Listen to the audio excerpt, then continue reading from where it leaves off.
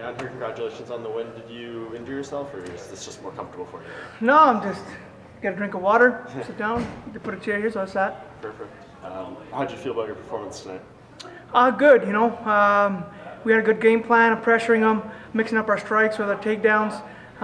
He's made some adjustments and some improvements, but we were comfortable the whole time. Dominated going forward. All the judges gave it to us, so it's good things to build on and things to be happy about. Yeah, absolutely.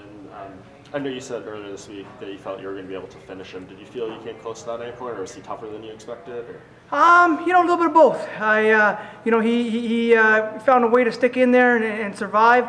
Maybe he had a little more gas than he did his previous fights. Obviously, he's down in ATT now.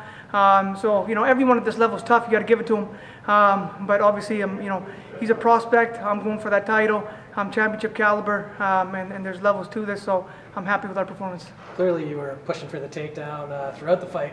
Were you surprised at how well he fended it off early? No. He's got a great group of coaches.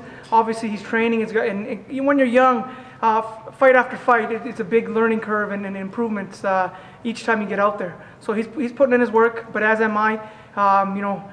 Whether I get in the first, whether I get in the third, I'm going to get you. And I got him.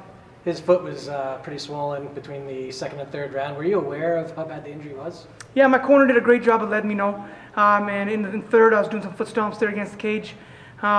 He's kicking, so that's the nature of the beast.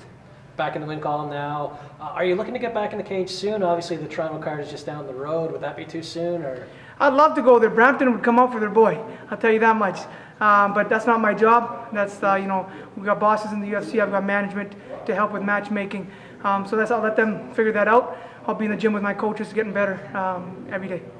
You said you feel championship caliber. How far away are you from being in that title talk, do you feel? That's the only reason I'm in this sport, is to be a champion. I've never, looked to be in a sport just to participate. That's not who I am. I look to excel at everything I do, and that's what drives me. That is our goal. Every time I get out there, it's to get one step closer to that. And like I said, I'll leave it up to my management, my coaches, the UFC to figure out how many fights that is and who's next and all that kind of stuff. But that is my driving force every day I get to the gym. What would be the ideal situation for you? Because it sounds like DC is going to have this fight coming with Lewis if he wins. He'll fight Brock Lesnar, and then it sounds like he's going to retire. If he retired with the belt, what would be your opinion of what the UFC should do to kind of crown a new champion?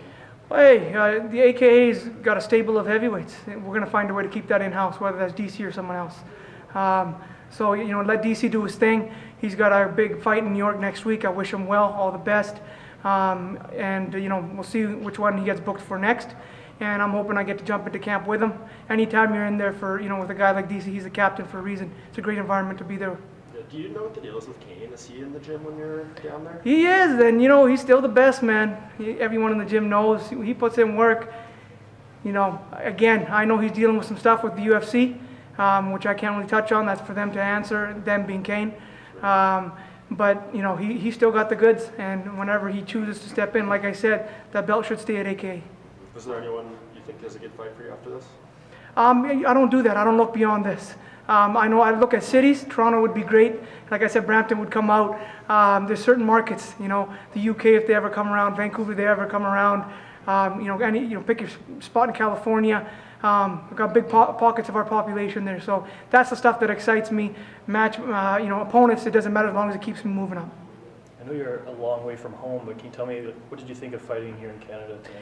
Hey, this is home. I'm Canadian, born and bred, Vancouver, BC.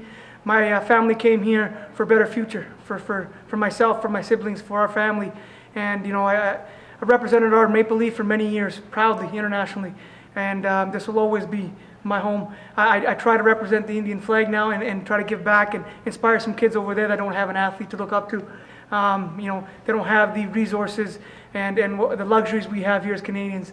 What we complain about, they would die to have over there. So I'm trying to give back to the homeland now. But Canada's always my home, my Maple Leaf. I got the Olympic rings on my back for a reason. I've competed in Fredericton at the national championships before.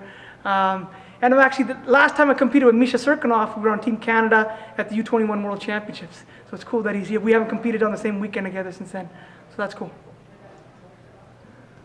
Sweet. Thanks. Thank you guys.